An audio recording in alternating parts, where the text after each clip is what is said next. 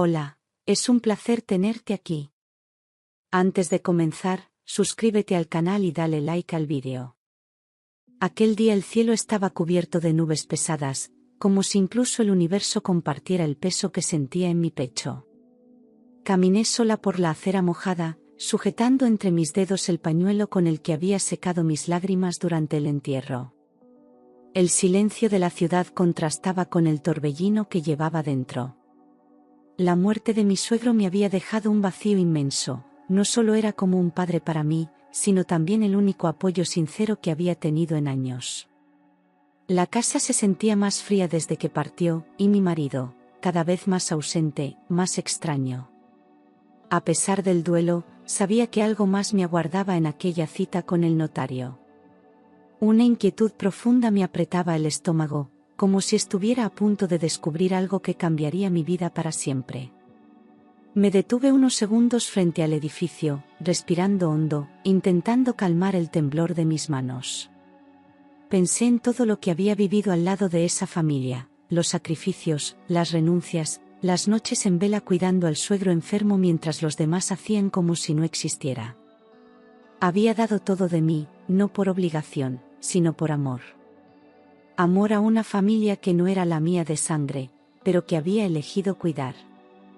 Entré al edificio con paso firme, aunque por dentro me sentía frágil, como una porcelana agrietada a punto de romperse.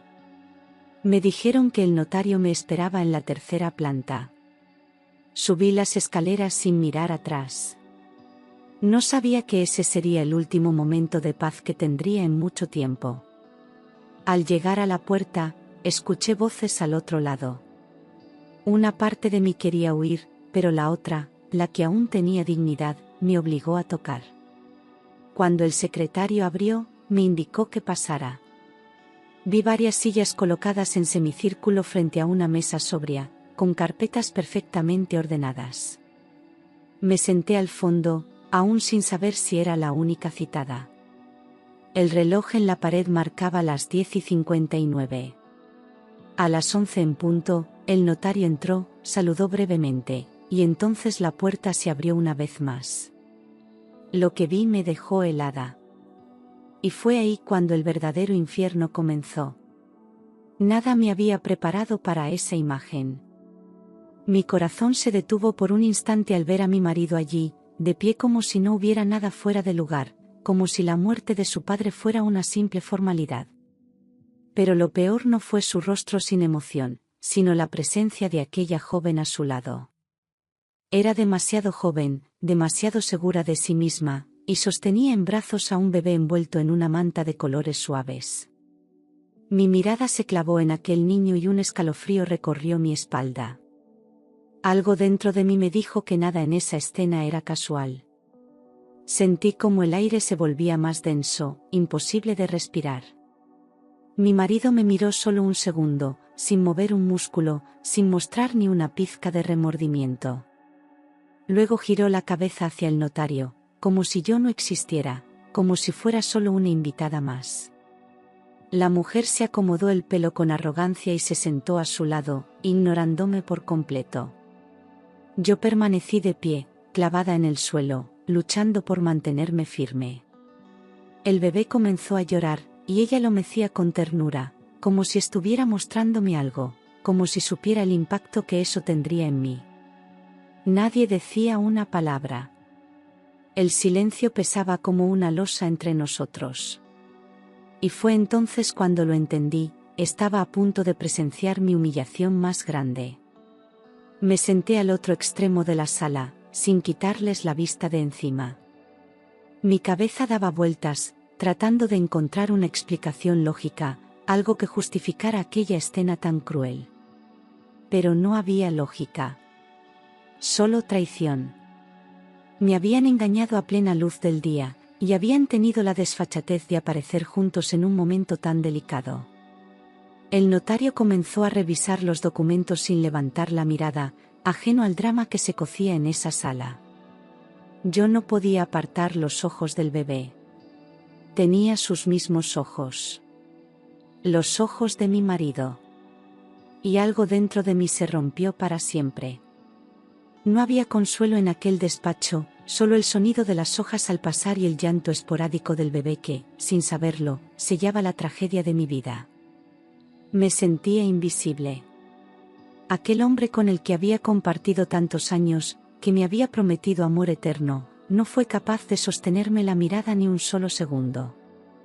En cambio, la joven a su lado me atravesó con los ojos, con una sonrisa helada que no necesitaba palabras. Esa sonrisa no era de cortesía, era de burla. Como si estuviera diciendo, he ganado, y tú ya no tienes lugar aquí. Mi corazón se partía, pero no derramé ni una lágrima. Aún no. Quise levantarme y marcharme, pero algo me detuvo. Tal vez fue el instinto, tal vez fue orgullo. Sabía que si me iba en ese momento, sería como aceptar la derrota sin pelear. Me aferré al borde de la silla, como si fuera mi único ancla en medio de una tormenta que me arrastraba. Sentía la humillación correr por mi piel, como una fiebre silenciosa. El bebé, ajeno a todo, seguía llorando en brazos de su madre, y cada sollozo me atravesaba como una espina. Nadie dijo nada. Ni una sola disculpa. Ni una palabra de vergüenza. Estaban allí, cómodos, tranquilos, esperando lo que creían que les pertenecía. El notario, serio y metódico, pidió que guardáramos silencio para dar inicio a la lectura. Pero ya lo había. Lo único que se oía era mi alma resquebrajándose. No sabía cuánto dolor podía soportar una persona antes de romperse por completo, pero sentía que estaba muy cerca de ese límite. Miré a mi marido por última vez. Su rostro era una máscara vacía, como si toda la culpa se hubiera evaporado. ¿Cómo se llega a ese punto? ¿Cómo se traiciona así a alguien que lo dio todo? Mientras tanto, la joven seguía sonriendo. Y en ese instante, comprendí que el verdadero tormento apenas comenzaba. Fue un destello dorado lo que atrapó mi mirada. Allí, en la mano izquierda de esa mujer, brillaba un anillo que conocía bien, era el mismo modelo que él y yo habíamos visto juntos en un catálogo de bodas hacía años. Sentí como el suelo se desvanecía bajo mis pies. Aquel anillo no era una casualidad, ni un simple adorno. Era una señal. Una declaración silenciosa de que mi matrimonio había sido borrado sin aviso, sin dignidad, sin despedida. Mientras yo lloraba por su padre, él le juraba amor eterno a otra. En secreto. Como si yo no existiera.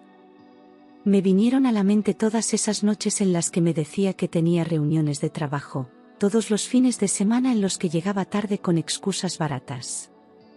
Nunca quise desconfiar. Siempre lo justifiqué. Pensé que estaba estresado, que la enfermedad de su padre le había afectado emocionalmente. Pero no. Ahora veía con claridad que todos esos silencios y ausencias tenían nombre, rostro y manos suaves que llevaban su anillo. Me dolía tanto la traición como la frialdad con la que la había ejecutado. No hubo peleas, ni distancias marcadas.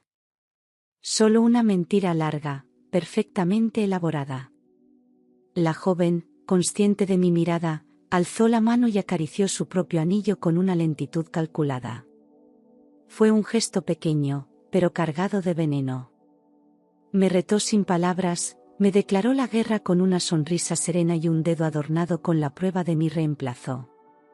Miré a mi marido, esperando una reacción, una mínima señal de humanidad.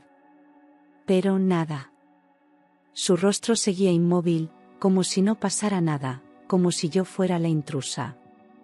Y entonces, por primera vez, sentí rabia. Una rabia contenida que no grita, pero quema por dentro. Me juré que no permitiría que me pisotearan más. No sin luchar. Sentí que mis piernas apenas me sostenían, pero me obligué a caminar hasta la silla más alejada de ellos. Me senté con el cuerpo rígido, las manos frías y el corazón golpeando con tanta fuerza que apenas podía oír otra cosa. Mientras intentaba controlar el temblor de mis dedos, vi cómo ella miraba al bebé con una dulzura que no era real, sino cuidadosamente actuada. Lo mecía despacio, lo besaba en la frente, como si esa escena estuviera ensayada para hacerme daño. No necesitaba hablar para dejar claro su mensaje, había llegado para quedarse. A cada gesto suyo, sentía que me borraba de una vida que aún era mía. Y lo peor es que él no hacía nada. El bebé, ajeno a todo ese veneno silencioso, abrió los ojos y me miró. Y en esos ojos vi el reflejo exacto de los de su padre. Un escalofrío me recorrió la espalda. No necesitaba pruebas. No necesitaba palabras. Aquella criatura llevaba su sangre. Y yo estaba presenciando la escena como si fuera una invitada sin nombre, como si todo mi pasado con él se hubiera reducido a cenizas. Me dolía respirar. Me dolía estar sentada ahí, fingiendo entereza cuando por dentro me desgarraba. Pero no podía irme. Algo me decía que esa reunión sería solo el principio de un terremoto mucho más devastador. El notario aún no había empezado a hablar. Parecía esperar a que todos estuviéramos listos, aunque yo sabía que nunca lo estaría. El reloj marcaba cada segundo como una tortura. La joven seguía mostrando al bebé con orgullo, como si fuera un trofeo que había ganado en una competencia cruel. Yo no podía apartar la vista, y al mismo tiempo, deseaba desaparecer. Nadie me defendía. Nadie cuestionaba su presencia allí. Y mi marido, sentado con las manos cruzadas, no mostraba el menor signo de incomodidad. Me pregunté cómo había llegado a despreciarme tanto. Pero lo que aún no sabía, era que el mayor golpe estaba por venir. El despacho se llenó de un silencio denso cuando el notario carraspeó suavemente y abrió una carpeta de cuero negro con papeles perfectamente ordenados. Todos los ojos se dirigieron a él, pero yo solo podía mirar las letras que encabezaban el documento: Últimas voluntades de don Ernesto del Valle. Ese nombre, ese hombre que para mí fue como un padre, ahora era solo tinta en papel. Mi estómago se encogió. Algo en mí presentía que no saldría intacta de aquella lectura. No era el testamento lo que me asustaba, era todo lo que podía revelar. Porque cuando la muerte habla, ya nadie puede esconder la verdad. El notario comenzó a leer en voz firme, sin emoción, como si aquellas palabras no pudieran destruir vidas. Nombró a mi marido, a mí y, para mi sorpresa, también a la joven que estaba sentada con el bebé. Escuchar su nombre fue como recibir una bofetada. ¿Qué hacía ella en ese documento? ¿Cómo había llegado a formar parte de los asuntos más privados de la familia?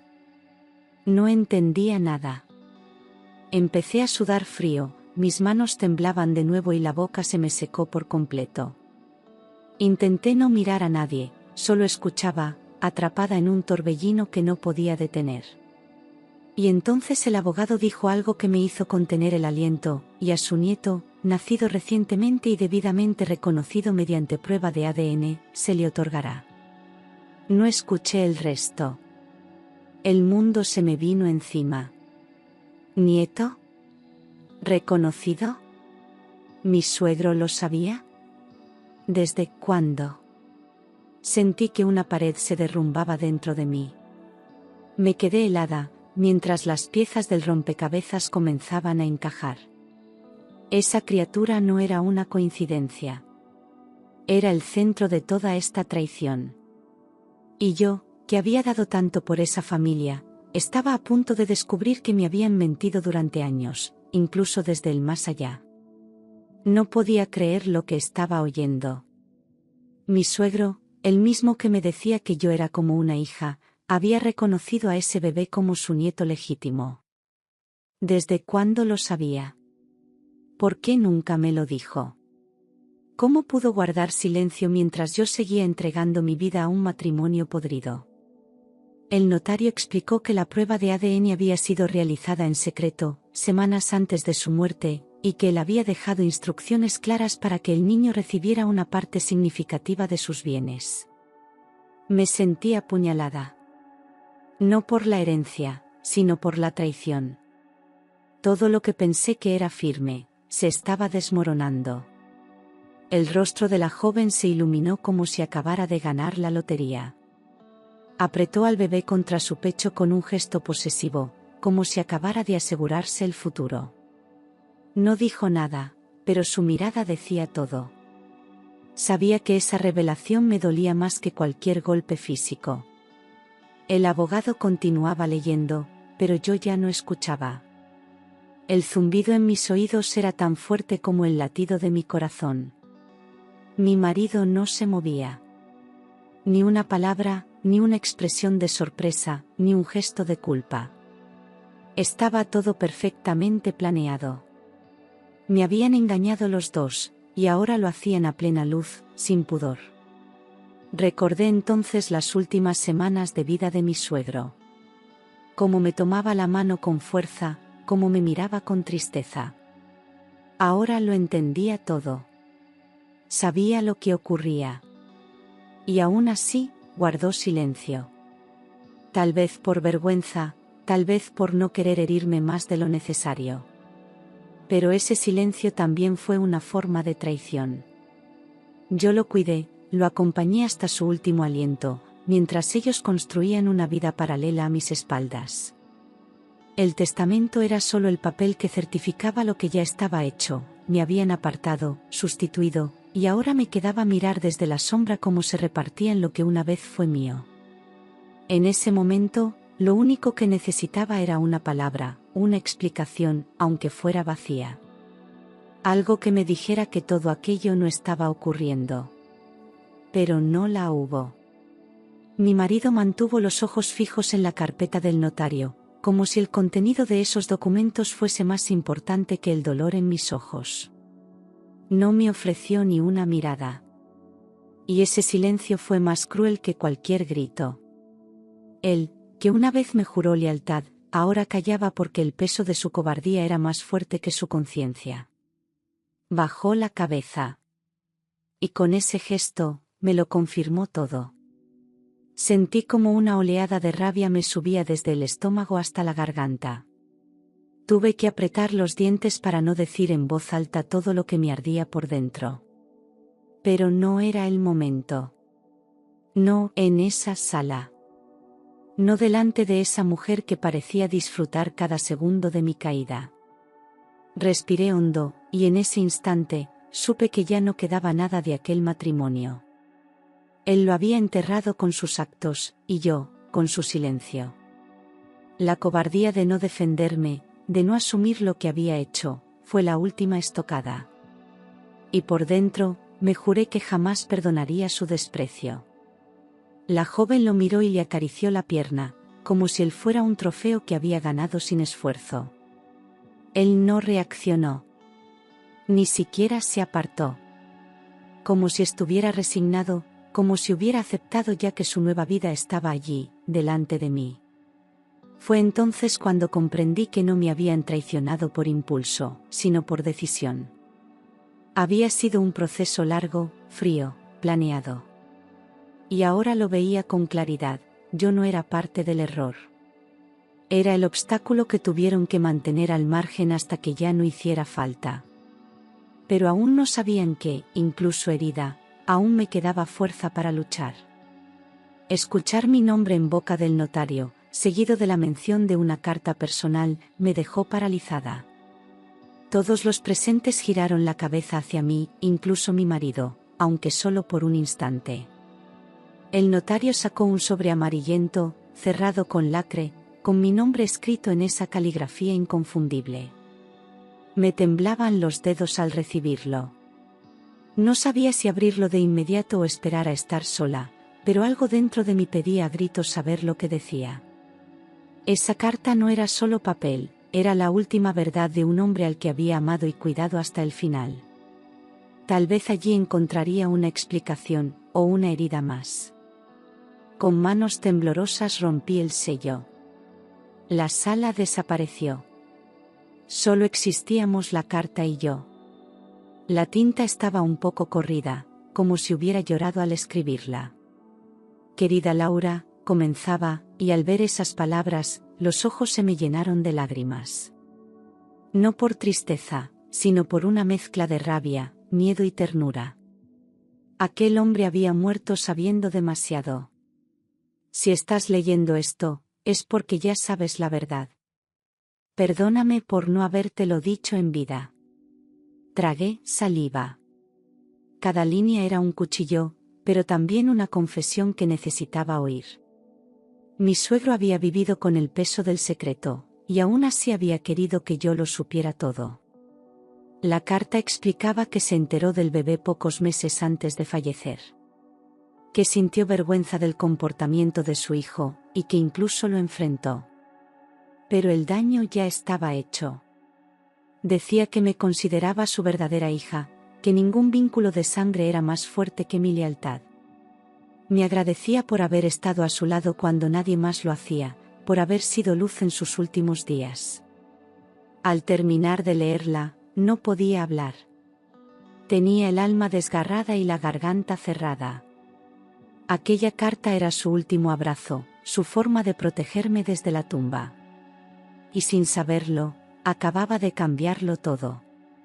Sentí un nudo en la garganta al leer esas primeras palabras. Cada sílaba me cortaba como cristal afilado. Era como si mi suegro, desde el más allá, estuviera pidiéndome perdón por una traición que no fue suya, pero que también le pesaba. Decía que había descubierto todo por casualidad, que se enteró de la existencia del bebé a través de una conversación que jamás debió escuchar. Su hijo no solo le había mentido a mí, también a él. Le suplicó que no me lo contara, que aún lo estaba resolviendo. Pero en su corazón, mi suegro sabía que el daño ya era irreversible. Y decidió escribirme para que al menos la verdad no muriera con él. Continuaba la carta explicando que había dudado mucho antes de incluir al niño en el testamento, pero que lo hizo solo por justicia, no por afecto. Aclaró que no confiaba en esa mujer, que la veía interesada, manipuladora y hábil para destruir lo que otros construyen con amor. Me dijo que su intención no era premiarla a ella, sino asegurar que el bebé, que no tenía culpa de nada, tuviera algo en el futuro. Pero también dejó claro que su voluntad era protegerme. Que si él no estaba para hacerlo, quería que estas palabras sirvieran como escudo. Que no me dejara pisotear por nadie. Que usara la verdad a mi favor, aunque doliera. Al terminar la carta, mis manos estaban empapadas de sudor y mis mejillas cubiertas de lágrimas que no recordaba haber dejado caer. Levanté la vista y me encontré con los ojos de mi marido, que por primera vez parecían nerviosos. Sabía que esa carta lo exponía. Que rompía el teatro que había construido con tanto cuidado.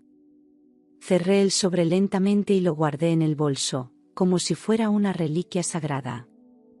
Aquellas palabras no me daban consuelo, pero sí me devolvían algo que creí haber perdido, dignidad. Y con eso, aunque fuera herida, ya no estaba derrotada. No hubo suavidad en las palabras de mi suegro. No intentó justificar a su hijo, ni endulzar la traición. Dijo con claridad que había descubierto que aquella relación no era reciente, sino que llevaba años escondida. Años en los que yo vivía engañada, creyendo en una lealtad que solo existía en mi imaginación. Él mismo se sintió traicionado, como padre y como hombre. Escribía con vergüenza, diciendo que no entendía cómo su hijo había sido capaz de hacerme tanto daño. Y que si me dolía leer esto, era porque merecía saberlo todo. Toda la verdad. Aunque fuera tarde. Recordó momentos específicos. Dijo que una noche, cuando creyó que su hijo lo acompañaba al hospital, en realidad había ido a verse con esa mujer. Que él lo descubrió por accidente, y desde entonces ya no pudo dormir tranquilo. Aquel hombre enfermo, cansado, sintió que el peso de ese secreto lo consumía por dentro. Incluso pensó en enfrentarlo, pero cada vez que lo hacía, su hijo lo negaba todo. Y él, débil y decepcionado, decidió escribir. No quise dejar este mundo sin darte una explicación, decía. Porque si alguien merece justicia, eres tú. Aquellas líneas eran tan sinceras que no podía seguir leyéndolas sin estremecerme. También admitía que sospechaba que aquella mujer se había acercado a su hijo por interés, sabiendo que la familia tenía fortuna. Que nunca la vio con cariño, ni con respeto. Que evitaba mirarla a los ojos porque en ellos solo veía ambición. Y que ese niño, aunque inocente, había nacido en medio de una mentira. Pero lo más desgarrador fue leer que, si pudiera volver atrás, habría desheredado a su propio hijo por lo que me hizo. Esas palabras eran duras, pero me hicieron sentir menos sola. Por primera vez en esa sala, sentí que alguien me creía. Que alguien, aunque ya no estuviera vivo, se puso de mi lado. Tuve que releer esa frase varias veces. No podía creer lo que estaba leyendo. Después de todo el dolor, de la humillación, de las lágrimas contenidas, esas palabras lo cambiaban todo. Mi suegro no solo había reconocido la traición, sino que había decidido reparar parte del daño a su manera. Escribió que, durante sus últimos meses de vida, se dio cuenta de que yo era la única que nunca lo había abandonado. Que mientras los demás vivían ocupados en sus mentiras, yo estaba allí, cada noche, velando por su dignidad. Y que por eso, no quería que su legado terminara en manos de los que le dieron la espalda. Sino en las mías. Aquella declaración no era una simple frase emotiva. Era una decisión. El testamento dejaba claro que, más allá de la parte simbólica para el bebé, el resto de su patrimonio me pertenecía a mí. Empresas, propiedades, cuentas, acciones. Todo estaba ahora bajo mi nombre. Sentí una mezcla brutal de emociones. No era alegría, ni venganza, era justicia. Una justicia que no había pedido, pero que llegaba como una caricia tardía. La joven, al oírlo, giró la cabeza con una expresión congelada. Y por primera vez desde que entré en esa sala, dejó de sonreír. Mi marido bajó la mirada, como si finalmente comprendiera que lo había perdido todo. Pero no solo se trataba del dinero. Había perdido el respeto de su padre, el mío, y hasta el de sí mismo. Yo, que tantas veces me sentí pequeña, invisible, humillada, ahora era la heredera legítima de aquel hombre que, incluso en su silencio, me había valorado más que nadie. No necesitaba decir nada. El notario continuó con la lectura, pero ya nadie escuchaba. Las palabras habían caído como un rayo. Y lo que quedaba ahora era recoger los pedazos de una verdad que había explotado sin aviso, pero con justicia. El notario lo leyó sin temblor en la voz, pero cada palabra resonó como un disparo en la sala. El 80% del patrimonio será transferido a nombre de Laura Domínguez, por decisión expresa del difunto Ernesto del Valle. Fue como si el aire se escapara de los pulmones de todos los presentes. Yo no pedí nada. No lo esperaba. Y sin embargo, esa herencia no me hacía sentir poderosa, sino abrumada por la carga de una verdad que había estado oculta demasiado tiempo. Lo más impactante fue lo siguiente: el bebé, aunque reconocido, recibiría solo una pensión simbólica. No había casa, no había empresa, no había poder para sus padres. Solo un mínimo mensual. El rostro de la joven cambió por completo. Esa seguridad con la que había entrado, esa sonrisa burlona que me había lanzado, desapareció. Se quedó blanca, apretando al bebé contra el pecho como si eso pudiera devolverle lo que creía asegurado. Miró a mi marido esperando que hiciera algo, que dijera algo. Pero él no reaccionó. No podía. Estaba paralizado, derrotado. Había apostado por el engaño, y había perdido. Yo no sentía venganza, pero sí una especie de equilibrio. Por fin, después de tanto dolor, alguien me había defendido sin que yo tuviera que gritar. Mi mirada no se apartó del suelo. No necesitaba celebrar, ni levantar la voz. Ya no era una cuestión de dinero. Era una cuestión de dignidad. Aquel testamento sellaba algo más profundo que una repartición de bienes, sellaba un reconocimiento. El hombre al que más habían traicionado, eligió recompensar a quien menos lo esperaba. El notario terminó de leer los últimos artículos y cerró la carpeta en medio de un silencio sepulcral. Yo me sentía agotada, vacía y al mismo tiempo en pie. Esa herencia no era solo un legado. Era mi escudo. Y a partir de ese momento, yo ya no sería la misma. Todo ocurrió en cuestión de segundos. Mi marido se levantó bruscamente de la silla, golpeándola contra el suelo, y gritó al notario que aquello era un error, que su padre había sido manipulado. Su voz temblaba entre la ira y la desesperación. La joven empezó a llorar desconsoladamente, balbuceando que eso no podía ser verdad, que el bebé tenía derecho a todo. Nadie la consoló. Nadie les respondió. El notario, sereno, aclaró que el documento tenía validez legal absoluta y que fue firmado en pleno uso de razón. El escándalo era suyo. El silencio era mío. Yo no me moví. Estaba congelada, como si el alma se me hubiese salido del cuerpo y estuviera observando la escena desde fuera. No sentía orgullo, ni alivio, ni victoria. Solo una paz rara, una especie de vacío que seguía latiendo muy despacio en mi pecho. Era como si el tiempo se hubiese detenido justo para que yo pudiera procesar todo lo que acababa de pasar. Aquellos que me humillaron, ahora se retorcían en su propia frustración. Y, sin embargo, no me sentía superior. Solo me sentía libre. Por fin, libre del engaño, libre del miedo, libre de seguir fingiendo que no sabía nada. El abogado pidió que todos firmáramos los documentos para proceder con los trámites. Mi marido se negó, dijo que impugnaría el testamento, que no dejaría las cosas así. Pero ya no tenía poder. Ni moral, ni legal. Y él lo sabía. La joven, derrotada, se aferraba al bebé como último refugio, pero hasta su mirada había perdido la seguridad. Yo firmé en silencio, con la mano firme, sin una sola lágrima.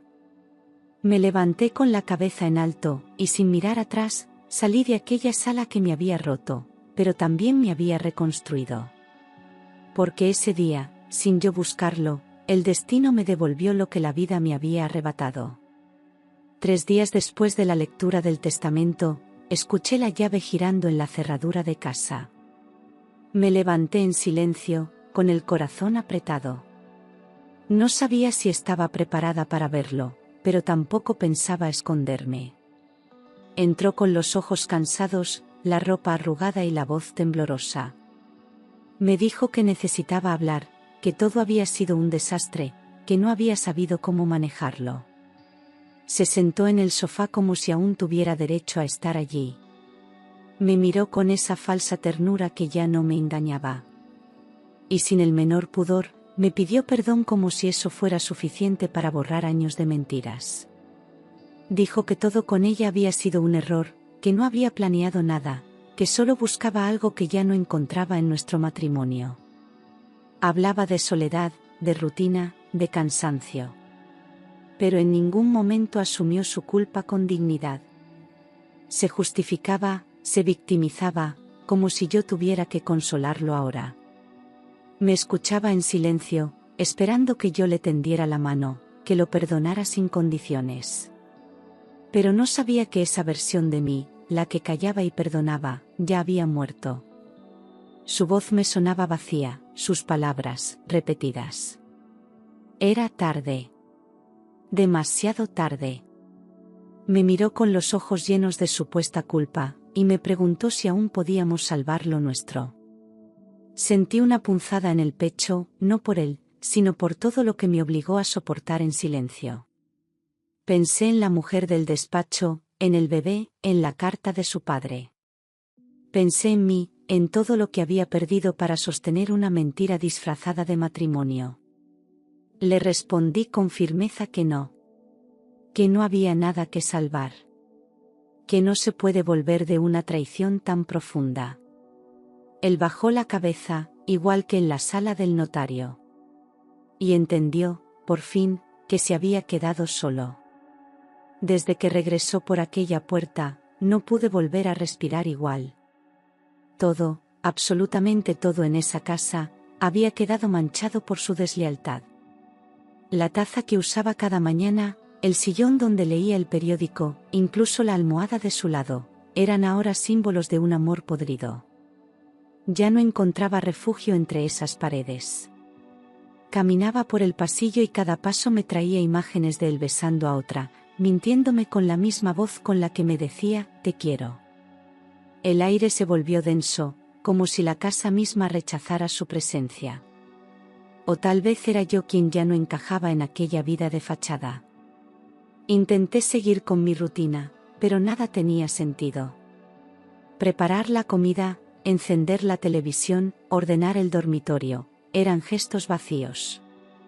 Me sentía como una actriz repitiendo escenas de una obra que ya había terminado. Mi cuerpo estaba allí, pero mi alma se había ido el día que descubrí la verdad. Me costaba dormir, y cuando lo conseguía, soñaba con aquella sala, con la carta, con los gritos. Despertaba empapada en sudor, con el corazón a punto de explotar. Él dormía tranquilo, como si no cargara el peso de nada. Pero yo no podía compartir la cama con alguien que destruyó mi confianza. Un día, mientras limpiaba la habitación, abrí el armario y vi su ropa colgada, perfectamente ordenada. Y fue entonces cuando lo supe, no quería volver a ver esa imagen nunca más. Cerré la puerta del armario con fuerza, como si así pudiera encerrar todo lo que representaba. Bajé al salón y le dije que se fuera. Que no soportaba un solo día más viviendo bajo el mismo techo. No gritó, no discutió. Recogió algunas cosas y salió sin mirar atrás. Me quedé sola en aquella casa, sí. Pero por primera vez en mucho tiempo, sentí que esa soledad tenía algo de libertad. Y eso, era el primer paso para volver a empezar. Todo comenzó con una notificación en el móvil, un número desconocido que me enviaba una imagen borrosa. Al principio pensé que era un error, pero al abrirla, sentí que el suelo se abría bajo mis pies. Era él, mi marido, abrazando a otra mujer en un restaurante donde solíamos ir juntos. No era la amante del bebé. Era otra. Y la fecha, era de hacía más de un año. Empecé a temblar. Pensé que sería algo aislado, un malentendido.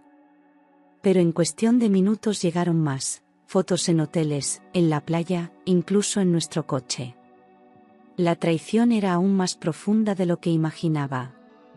La persona que enviaba los mensajes parecía saber todo. Me enviaba nombres, lugares, fechas exactas. Incluso conversaciones grabadas. Era como si alguien hubiera estado espiándolo durante años y ahora decidiera mostrarme toda la verdad.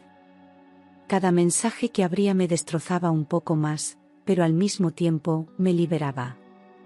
Ya no tenía que dudar, ya no debía imaginar. Tenía las pruebas. No era una, ni dos, eran muchas. Tantas, que me pregunté cómo había sido capaz de sostener esa doble vida sin tropezar. O peor aún, cómo fui yo tan ciega durante tanto tiempo. Durante horas me quedé sentada en el sofá, mirando las fotos una por una, con lágrimas silenciosas corriendo por mis mejillas. Ya no lloraba por él, lloraba por mí. Por la mujer que creyó, que esperó, que confió. Por la mujer que aguantó desprecios, mentiras y ausencias sin exigir nada a cambio. En cada imagen me veía reflejada, no en las otras mujeres, sino en el vacío de mi propia dignidad. Me juré que esa sería la última vez que sufriría en silencio. Ya no había espacio para el perdón. Solo quedaba reconstruirme. Y esta vez, desde cero. Sin él. Sin nadie. Cada mensaje que recibía me iba abriendo una puerta más hacia el infierno. No era solo una infidelidad, ni dos. Era una red de engaños que había tejido durante años, con precisión quirúrgica. Descubrí que mientras yo lo cuidaba cuando tenía fiebre, él le escribía a otra desde el baño. Que en nuestros aniversarios, desaparecía con excusas para cenar con mujeres que ni siquiera conocía. Incluso los viajes de trabajo eran farsas montadas para ocultar encuentros íntimos. Eran 5 años viviendo con un desconocido. 5 años creyendo en un hombre que llevaba una máscara cada día. Las pruebas no dejaban lugar a dudas. No se trataba de errores momentáneos ni de un desliz emocional. Era un patrón. Un estilo de vida. Mantenía conversaciones paralelas, mentía sin pestañear, manipulaba a todas con el mismo discurso, que estaba atrapado en un matrimonio frío, que su esposa no lo comprendía, que buscaba amor verdadero. Era un actor consumado, un maestro de la mentira. Me dolía más cada historia que encontraba, porque todas seguían el mismo guión. Y yo, era la protagonista del engaño. La única que no sabía que estaba viviendo dentro de una obra escrita a traición. Me sentí humillada, usada, anulada. Pero también sentí que, por fin, todo encajaba. Ya no necesitaba cerrar los ojos para fingir que todo estaba bien. Ya no dudaba de mis intuiciones pasadas, que tantas veces callé por miedo a parecer paranoica. Había vivido en una cárcel emocional sin rejas visibles, pero con barrotes invisibles hechos de manipulación. Aquella verdad, aunque cruel, me daba fuerza. Porque ahora sabía con quién había estado compartiendo mi vida. Y aunque doliera, al menos ahora era libre. Libre para romper con todo. Libre para no volver a ser nunca más su víctima. No pude contenerme más. Le mostré las fotos, los mensajes, los nombres, las fechas. Le enfrenté con cada mentira que había sostenido durante años. Esperaba, en el fondo, al menos una mínima señal de arrepentimiento. Pero lo que recibí fue aún más devastador. Me miró con frialdad y, en lugar de disculparse, me lanzó la frase más cruel que había oído en mi vida. Dijo que yo era la causa, que él solo había buscado fuera lo que yo le negaba en casa. Que mi falta de afecto, mi frialdad y mi obsesión con la casa y su padre lo habían empujado a buscar amor en otros brazos. Me quedé en silencio durante unos segundos, intentando procesar lo que acababa de decir. No solo no aceptaba su culpa, sino que me responsabilizaba de sus traiciones. Me llamó distante, calculadora, poco cariñosa, cuando había sido yo quien lo cuidó, quien lo sostuvo cuando no era nadie. Yo había renunciado a mis propios sueños para apoyarlo, para estar ahí cada vez que caía. Le entregué mi juventud, mi lealtad, mi dignidad, y ahora, él me la devolvía hecha cenizas. Fue entonces cuando supe que ese hombre no solo había dejado de amarme, nunca me valoró. Solo me utilizó hasta que encontró otra. No le grité. No rompí nada. Solo lo miré con una tristeza tan profunda que ni sus palabras pudieron atravesarla. Le dije que ya no me dolía perderlo, que lo que realmente dolía era haberme perdido a mí misma en esa relación. Le pedí que se marchara, que no volviera nunca más, que no intentara justificar lo que no tenía perdón. Él quiso seguir hablando, quiso defenderse, pero ya no tenía derecho. Esa puerta que yo mantenía entreabierta por costumbre, se cerró para siempre. Y aunque por dentro aún sangraba, por fuera comencé a reconstruir los muros de mi amor propio. Sin él. No hubo más discusiones. No grité, no lloré, no supliqué. Fui directa al despacho, tomé las llaves del coche y le pedí que recogiera sus cosas en silencio. No era una escena de venganza, era justicia. Él intentó hablar, balbuceó excusas, me pidió tiempo. Pero el tiempo ya no existía para nosotros. Le entregué una maleta y le señalé la puerta sin levantar la voz. Esa fue mi manera de recuperar la paz, sin dramatismo, pero con una decisión firme que no dejaba espacio a dudas. Apenas cerró la puerta, llamé a mi abogado. Le pedí que iniciara el bloqueo de todas las cuentas conjuntas, tarjetas, accesos. Tenía los documentos, tenía la herencia, tenía el control legal. Y por primera vez en años, también tenía el control emocional. Fue como soltar un lastre que había llevado atado al cuello demasiado tiempo. Al cortar todo vínculo financiero, me sentí libre. Sabía que él intentaría volver, que buscaría alguna forma de acceder a lo que ya no le pertenecía. Pero esta vez, yo estaba un paso por delante. Y no pensaba ceder ni un milímetro más. Esa misma noche, dormí sola en casa. No por abandono, sino por elección. Puse sus fotos en una caja, retiré su cepillo del baño, quité su taza del estante. Era simbólico, pero necesario. Cada objeto fuera de lugar era un recuerdo de lo que fui, y ya no quería ser. En silencio, brindé con una copa de vino a mi propia valentía. No por odio, sino por respeto a mí misma. Me prometí no volver a permitir que nadie me rompiera en pedazos por dentro. Porque aunque todavía dolía, ahora sabía que era capaz de empezar de nuevo. Y esa certeza era más valiosa que cualquier herencia. Una semana después de haberlo echado de casa, recibí un correo electrónico desde una dirección desconocida. El asunto decía: sé algo que te hará caer. Al abrirlo, encontré un mensaje amenazante firmado por ella, la misma mujer que había destrozado mi matrimonio. Decía que tenía un vídeo comprometedor de mi marido y de mí, grabado sin consentimiento, y que si no le transfería una suma importante de dinero, lo haría público.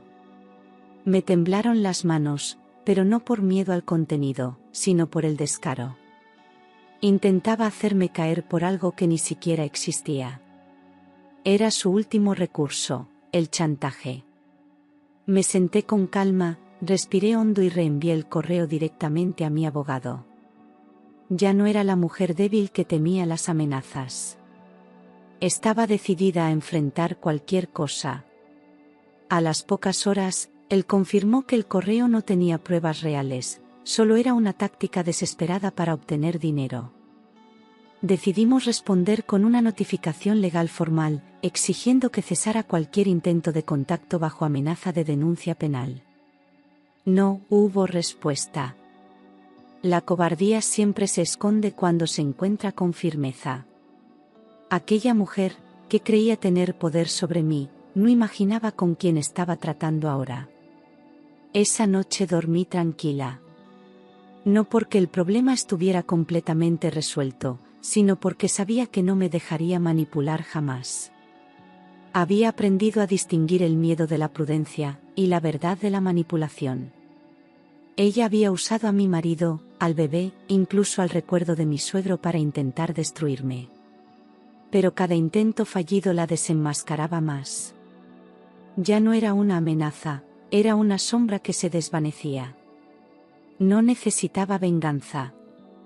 Solo necesitaba mantenerme firme. Porque cuando una mujer se reconstruye desde el dolor, nadie puede volver a romperla. No dudé en actuar.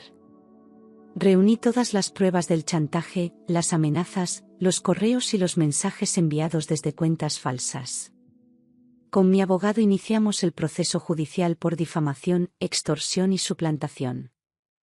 El día del juicio, ella apareció vestida con modestia forzada, cargando al bebé en brazos, intentando despertar compasión. Pero la ley no se rige por lágrimas fingidas. En cuanto el juez comenzó a escuchar los argumentos, su rostro cambió. Ya no estaba segura, ya no sonreía. Sabía que esta vez no tendría el control. Lo que no imaginaba era que todo iba a desmoronarse mucho más de lo esperado. En medio del proceso, el juez solicitó pruebas del supuesto vínculo familiar. Y fue ahí cuando mi abogado pidió una prueba de ADN. Al principio ella se negó, argumentando que era innecesaria, que ya estaba reconocido por el testamento. Pero el juez lo consideró pertinente, dada la sospecha de manipulación. Días después, el resultado llegó al juzgado. El bebé no era hijo de mi exmarido. El silencio fue absoluto. Ella se derrumbó en llanto, negándolo todo, diciendo que era un error, que se trataba de una falsificación. Pero la verdad, fría y contundente, ya estaba registrada. Y esa verdad cambió por completo el rumbo del juicio. El juez ordenó una revisión completa del testamento, considerando que fue firmado bajo una falsa premisa. El nombre del niño quedó eliminado de toda herencia.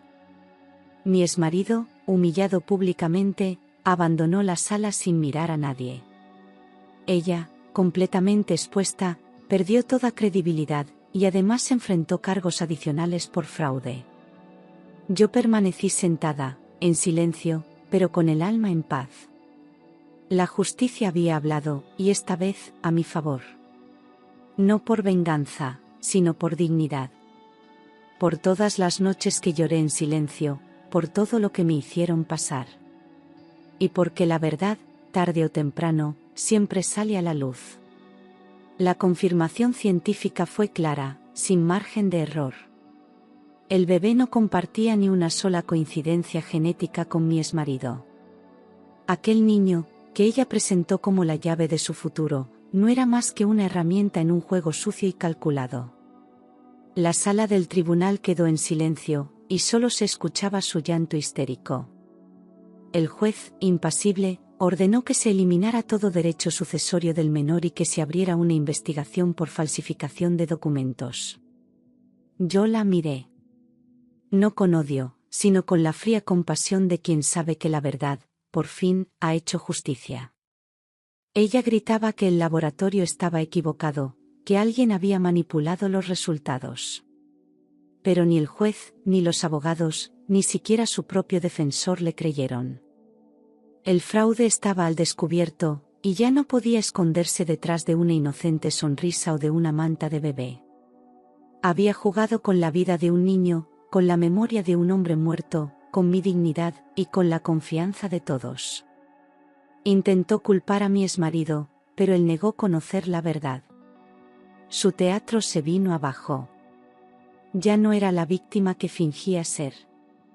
Era una farsante, acorralada por la evidencia, sola frente al peso de sus propias mentiras. Yo permanecí firme, en silencio, observando cómo todo caía en su sitio sin necesidad de levantar la voz. La mujer que un día me desafió con soberbia, ahora suplicaba entre lágrimas. Pero yo no sentía placer. Sentía alivio. Por fin, todas las piezas encajaban. Ya no había más dudas, ni más sombras. La verdad había limpiado mi nombre, mi historia y mi conciencia. Y aunque nada me devolvería el tiempo perdido, sabía que había ganado algo aún más valioso, el derecho de empezar de nuevo sin cargar culpas que no me pertenecían. Con la cabeza en alto. Y el corazón libre. La sentencia fue leída con solemnidad. Dado que el menor no posee vínculo biológico con el difunto, se anula de forma inmediata toda disposición testamentaria que le otorgue derechos sucesorios. Escuchar esas palabras fue como cerrar un ciclo. El fraude había sido desenmascarado, y legalmente no quedaba nada que la conectara con el legado de mi suegro. El juez finalizó el procedimiento devolviendo la totalidad de la herencia a mi nombre. Ya no había más dudas, más confusión, ni interferencias. La verdad, al fin, se había impuesto por completo. Y con ella, mi dignidad fue restaurada. Ella abandonó la sala cabizbaja, con el niño en brazos y los ojos hinchados de rabia y humillación. Nadie la acompañó. Nadie la defendió. Hasta su propio abogado se retiró en silencio, sabiendo que ya no había nada que hacer. Yo salí después, lentamente, sin mirar atrás. No por orgullo, sino porque no tenía nada más que decir. Todo se había dicho ya con pruebas, con hechos, con justicia. A veces la victoria no se celebra con gritos, sino con la serenidad de quien resistió hasta el final. Volver a casa ese día fue distinto. Cerré la puerta y me senté en silencio frente a la ventana. Por primera vez en mucho tiempo, no sentí ansiedad ni tristeza. Era como si el alma, después de tanto peso, pudiera respirar con libertad. No se trataba de haber ganado una fortuna, sino de haber recuperado mi nombre, mi voz, mi lugar. Lo que era mío por derecho había sido devuelto. No por lástima, no por casualidad, sino por la fuerza de la verdad. Y aunque aún me quedaban heridas por sanar, ya no había más mentiras que cargar.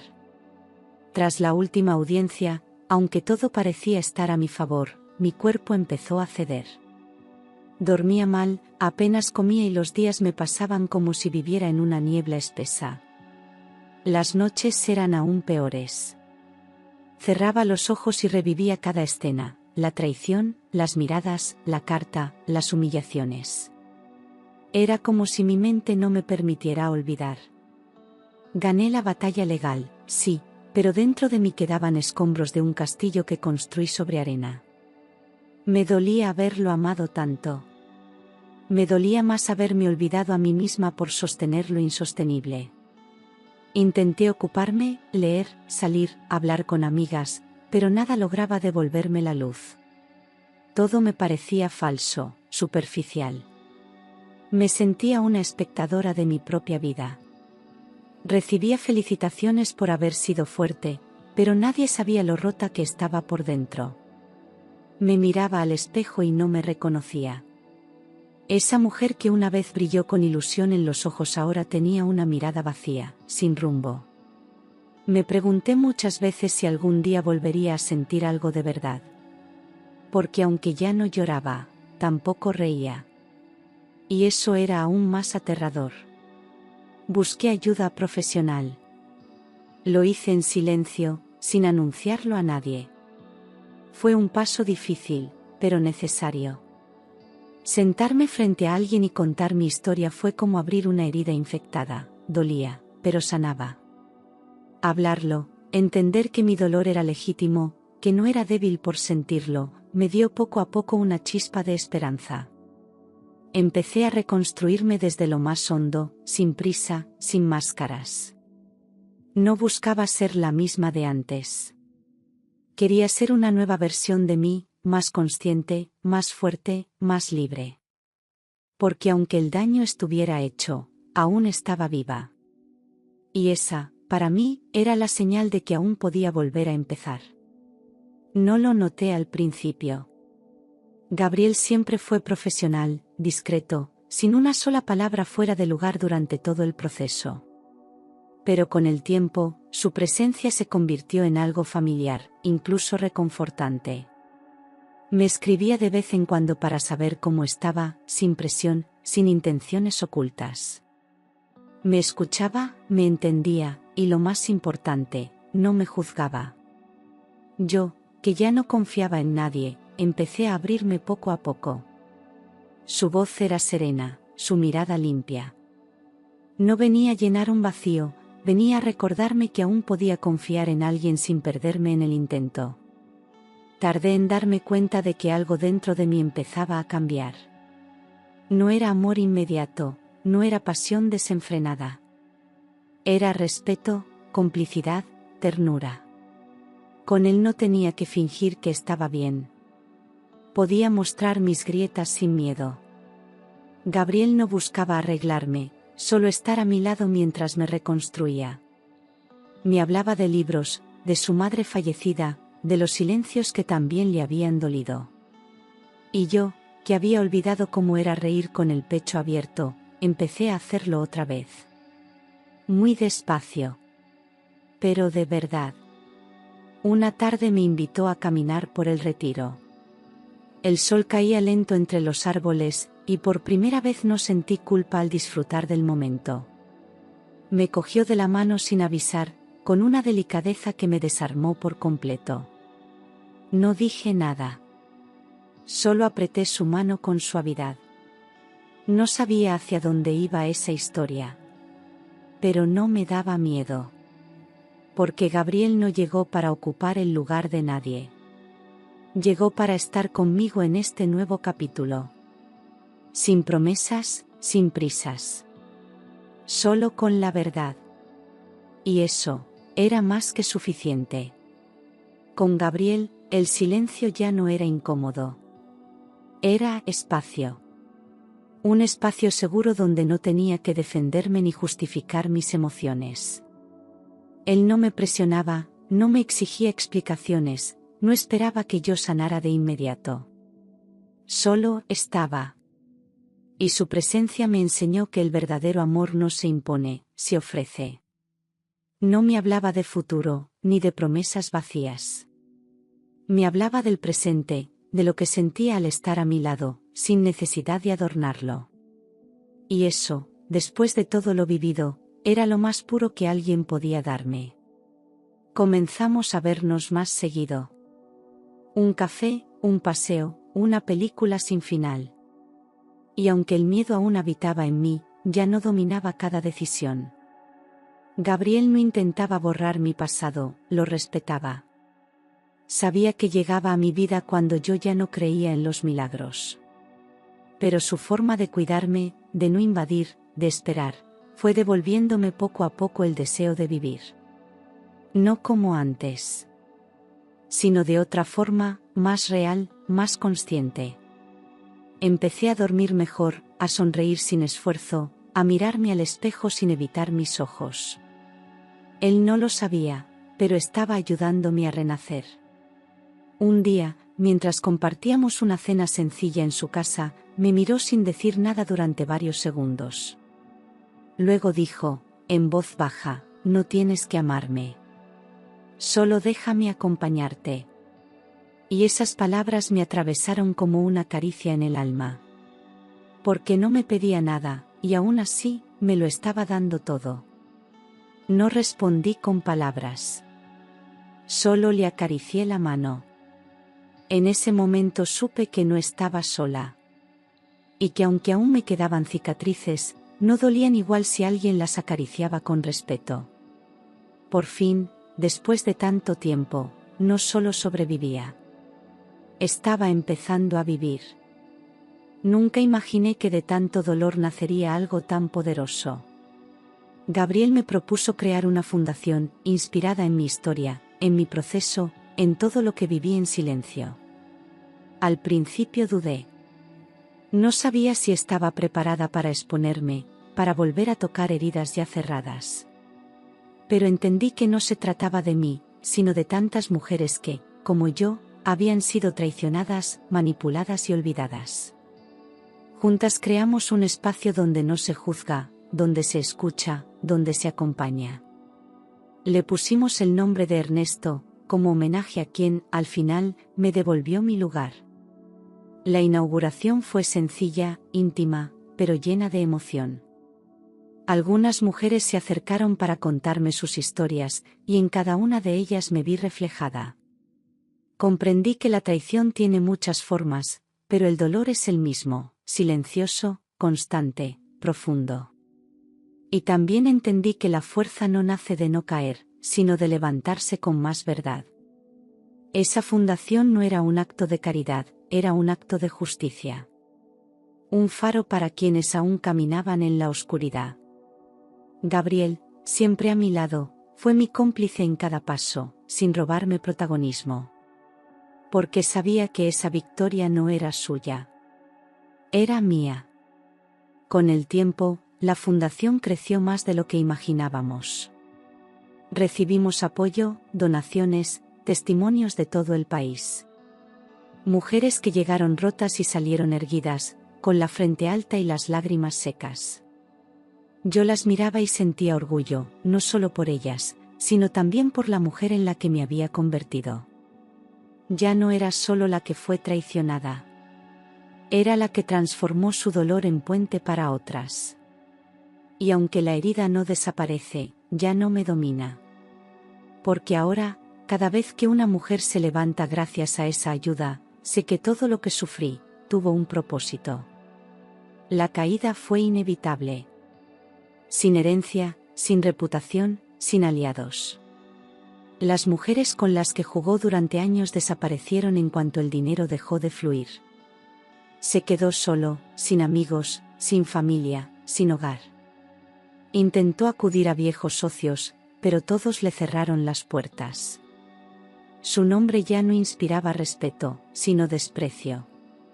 Aquella imagen impecable que tanto se esforzó por mantener se desmoronó como un castillo de arena bajo la lluvia. Y lo más doloroso para él no fue perderlo todo, fue saber que ya nadie creía en él. Me enteré por terceros que vivía en un pequeño piso alquilado en las afueras, sin trabajo estable, sobreviviendo de favores que se agotaban rápido. Dicen que envejeció de golpe, que apenas se le reconoce. No me alegré al saberlo. No deseaba su desgracia. Pero tampoco sentí pena. Porque cada elección trae sus consecuencias, y él eligió destruir lo que tenía por alimentar su ego. No volvió a buscarme. Sabía que ya no tenía ningún acceso a mi mundo. Había cruzado una línea de la que no se regresa. Y su silencio, esta vez, fue su única verdad. Nunca quise venganza, solo quería paz. Y ahora la tenía. No porque él pagara por lo que hizo, sino porque yo había sanado. A veces la vida se encarga de ajustar cuentas sin que una lo pida. Y él, con cada mentira, con cada traición, cavó su propia caída. Mientras tanto, yo seguía creciendo. Con mi trabajo, con la fundación, con Gabriel a mi lado. Había construido algo que el dolor no pudo destruir. Y mientras él miraba atrás sin nada, yo por fin caminaba hacia adelante con todo. Había recorrido un camino lleno de oscuridad, traición, lágrimas y soledad. Pero ahora, al mirar atrás, no lo hacía con rabia, sino con orgullo. Sobreviví a todo lo que pensaba que me rompería, y de cada caída recogí la fuerza para levantarme. No fui víctima. Fui guerrera. Y no porque nunca me rompiera, sino porque me reconstruí con cada pedazo. Aprendí a protegerme sin cerrar el corazón. A confiar sin ceder mi valor. A amar sin perderme en el otro. Cada paso dado me llevó hasta donde estoy hoy, en paz. No perfecta, no invulnerable, pero sí entera. La mujer que una vez lloró en silencio ahora sonríe con serenidad. Ya no necesito demostrar nada a nadie. Me basta con saber que fui fiel a mí misma, incluso cuando todo se derrumbaba. Gabriel me toma la mano y no me promete un cuento de hadas. Solo estar. Y eso basta. Porque la vida real no necesita finales felices, necesita verdades que sanen. La casa es otra, los días también. A veces lloro, sí, pero no por debilidad, sino por gratitud. Por haber salido del abismo. Por no haberme quedado atrapada en lo que me hizo daño. Y mientras sigo construyendo mi historia, sé que aún vendrán desafíos. Pero ahora tengo las herramientas, la experiencia, la calma. Me miro al espejo y por fin reconozco a la mujer que he llegado a ser. Fuerte, sensible, libre. Y esa paz que tanto busqué fuera, siempre estuvo en mí. ¿Te ha gustado la historia? Déjanos en los comentarios qué te ha parecido. Y no olvides suscribirte a nuestro canal y darle like a este vídeo. Siempre publicamos nuevas historias. Hasta la próxima.